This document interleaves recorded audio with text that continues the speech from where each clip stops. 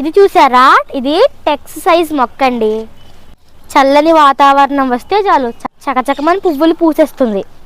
నాకైతే ఈ కలర్ అనేది బాగా నచ్చింది, బాగుంది కదా.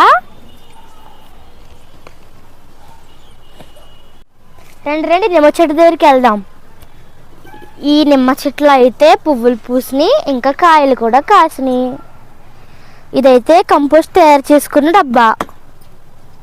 చూడండి ఎంత ఉందో, కాయలు చూడండి ఎన్ని ఉన్నాయో, చూడండి ఎంత ఉందో. ఈ కాయలు అంటే నాకు చాలా అబ్బబ్బబ్బబ్బా, నాకు చెరుకు అంటే చాలా ఇష్టం అండి. మీకు ఇష్టమా?